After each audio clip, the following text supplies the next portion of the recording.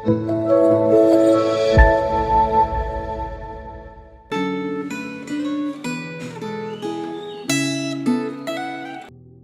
saudara yang dikasihi Tuhan. Kembali kita berjumpa dalam refleksi Renungan Gema. Sebelum kita membaca dan merenungkan firman Tuhan, mari kita berdoa terlebih dahulu. Bapa kami yang di surga, kami bersyukur Tuhan untuk satu kali lagi kesempatan kami boleh kembali membaca, merenungkan, dan belajar dari firman-Mu. Kami bersyukur untuk firman yang boleh terus menuntun kami dalam kehidupan ini. Dan kami berdoa Tuhan supaya Engkau yang kembali menolong kami, berikan kami hikmat-Mu, supaya kami boleh memahami firman Tuhan. Dan biarlah firman-Mu ini terus mengubah kami, terus menolong kami untuk hidup sesuai dengan kehendak Tuhan, untuk terus memuliakan nama-Mu. Terima kasih Tuhan. Dalam nama Tuhan Yesus kami berdoa. Amin. Saudara, hari ini kita akan membaca dari Keluaran pasal yang ke-39, dan saya akan membaca dari ayat yang ke-5 sampai yang ke-7. Keluaran 39 dari ayat yang ke-5 sampai ayat yang ke-7, demikian bunyinya. Sabuk pengikat yang ada pada baju efod itu adalah seiras dan sama buatannya dengan baju efod itu, yakni dari emas, kain ungu tua, kain ungu muda, kain kirmisi, dan lenan halus yang dipintal benangnya, seperti yang diperintahkan Tuhan kepada Musa. Dikerjakan merekalah permata krisopras, yakni dililit dengan ikat emas, diukirkan padanya nama para anak Israel yang diukirkan seperti meterai. Ditaruhnyalah itu pada kedua tutup bahu baju efod sebagai permata peringatan untuk mengingat orang Israel, seperti yang diperintahkan Tuhan kepada Musa. Saudara, sebagai seorang imam besar, Harun mempunyai panggilan dan fungsi yang istimewa yang diberikan Tuhan kepadanya. Karena itu dalam bacaan Alkitab hari ini diceritakan bahwa para perajin membuat pakaian khusus yang dipakai Harun saat dia berada di kemah suci. Jubah imam yang dipakai Harun dibuat dari bahan yang sama dengan kemah suci itu. Dan warna kain jubahnya membentuk hubungan visual antara Harun dan tempat dia melayani. Dengan demikian, pakaian imam besar menunjukkan bahwa Harun adalah bagian dari tempat kudus Allah. Pakaian Harun dibuat dari emas, kain ungu tua, kain ungu muda, kain kirmisi, dan lenan halus yang dipintal benangnya, serta dilengkapi dengan berbagai permata dan gelang-gelang emas.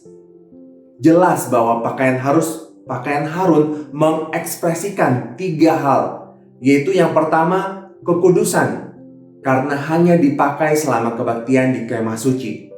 Yang kedua, keindahan, yang terlihat dari perhiasan-perhiasan yang ada.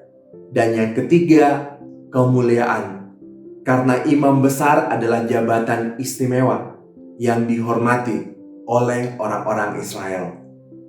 Pakaian ini sekaligus mencerminkan Allah yang kudus, indah, dan mulia. Setiap kali imam itu tampil untuk memimpin umat dalam penyembahan, dia juga menunjukkan kekudusan, keindahan, dan kemuliaan Allah kepada orang-orang yang hadir. Saudara, setelah Tuhan Yesus datang ke dunia, kita tidak lagi memerlukan seorang imam untuk membawa kita mendekat kepada Allah, karena Yesuslah imam besar kita. Sekarang kita dapat menghadap Allah dan kita dapat menyembahnya karena Yesus telah menguduskan dan melayakan kita. Namun sebagai umat Tuhan, sekarang kita dipanggil untuk mencerminkan Allah bagi dunia ini. Di dalam 1 Petrus pasal yang kedua ayat yang ke-9, Petrus berkata bahwa sebagai gereja, kita adalah imamat yang rajani. Atau dalam terjemahan lain, disebut sebagai kerajaan imam. Sebagai gereja, sebagai imam, seharusnya kita menunjukkan kekudusan, keindahan, dan kemuliaan Allah kepada orang-orang di sekitar kita. Nah saudara, sebagai imam masa kini, apakah gereja kita sudah mencerminkan kekudusan, keindahan, dan kemuliaan Allah?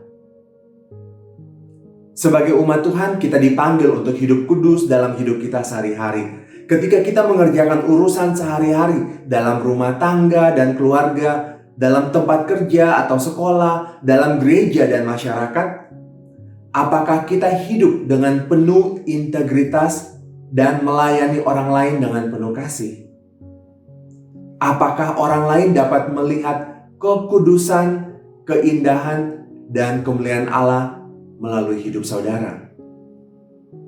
Kiranya Tuhan menolong kita semua. Mari kita berdoa.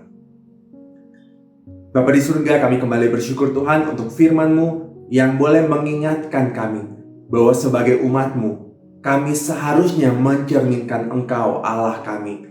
Bahwa sudah seharusnya kami menunjukkan kekudusan, keindahan, dan kemuliaan Tuhan bagi orang-orang sekeliling kami.